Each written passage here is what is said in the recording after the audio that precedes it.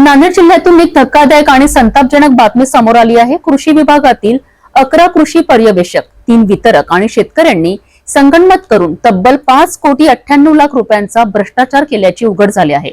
नानाजी देशमुख कृषी संजीवनी योजना आणि प्रधानमंत्री कृषी सिंचन योजनेत मोठा घोटाळा करण्यात आला आहे। या प्रकरणी नांदेड ग्रामीण पोलीस ठाण्यात गुन्हा दाखल करण्यात आला असून विभागीय पातळीवर चौकशीसाठी लातूरच्या कृषी सहसंचालकाच्या पथकाने 1.5 वर्ष मेहनत घेतली। जाणून घेऊया कसा झाला या भ्रष्टाचाराचा पर्दाफाश। नांदेड जिल्ह्यातील कृषी विभागाने शेतकऱ्यांसाठी सुरू केलेल्या योजनांमध्ये लाखोंचा भ्रष्टाचार केल्याचे उघड झाले आहे।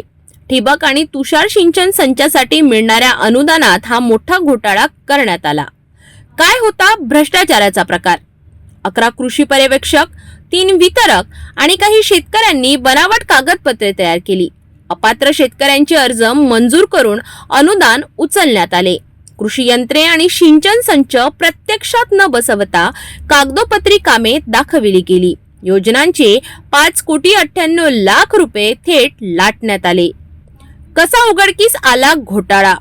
लातूरच्या कृषी विभागीय सहसंचालकांच्या पथकाने तब्बल 1.5 वर्ष चौकशी केली। बनावट कागदपत्रे, खोट्या नोंदी आणि वास्तवात नसलेल्या कामांची माहिती उघड झाली। अखेर नांदेड ग्रामीण पोलीस ठाण्यात गुन्हा दाखल करण्यात आला। कोण कोण आरोपींच्या फंद्यात? 11 कृषी पर्यवेक्षक, 3 वितरक आणि काही शेतकरी या भ्रष्टाचारात सहभागी होते। पोलीस स्टेशन नांदेड ग्रामीण येथे कृषी विभागाची ठिबक सिंचन योजना जी आहे त्या संबंधाने गुन्हा दाखल करण्यात आलेला आहे। याच्यामध्ये IPC 420, 465, 467, 468, 471, 34 अशा पद्धतीने गुन्हा दाखल करण्यात आलेला आहे।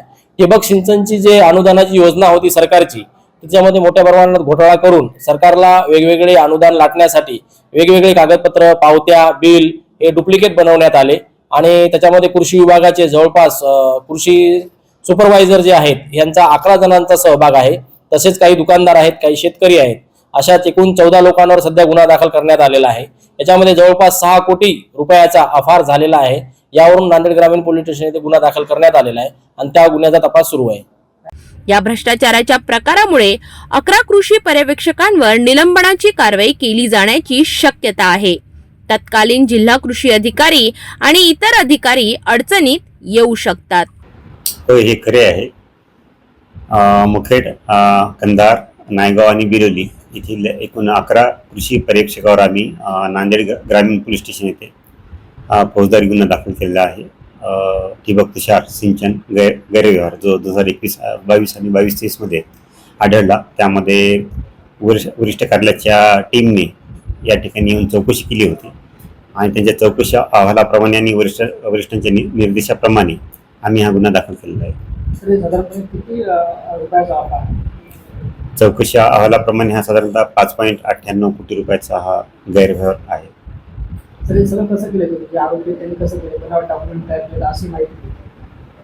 यामध्ये चौकशी अहवालात जर आपण अवलोकन केलं तर अनेक प्रकारचे आरोप आहेत। जसं की त्यामध्ये जे दुकानदार आहेत, वितरक ठिबक तुषार संचाचे, त्यांनी उत्पादक कंपन्यांकडून जे काही त्यांना साहित्य प्राप्त होते त्या प्राप्त साहित्याच्या साधारणतः 20 ते 25 पट साहित्याच्या पावत्या त्यांनी दिल्या आणि त्या आधारे प्रस्ताव या ठिकाणी अनुदानासाठी जिल्हास्तरावर आले आणि त्यामध्ये पेमेंट झालं होतं।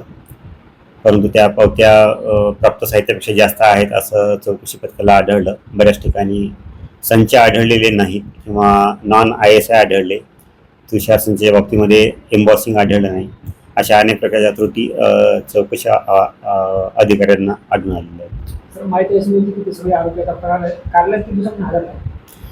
याची मला संबंधित तालुका कृषी अधिकारी यांच्याकडून माहिती घ्यावी लागेल। कृषी क्षेत्रात अशा प्रकारच्या भ्रष्टाचारामुळे खऱ्या शेतकऱ्यांचे मोठे नुकसान होत आहे।